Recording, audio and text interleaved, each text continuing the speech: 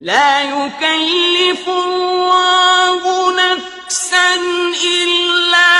وسعها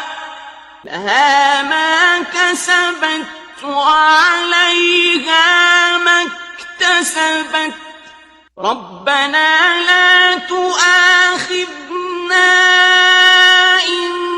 نسينا أو أخطأنا ربنا ولا تحمل علينا إصرا كما حملته على الذين من قبلنا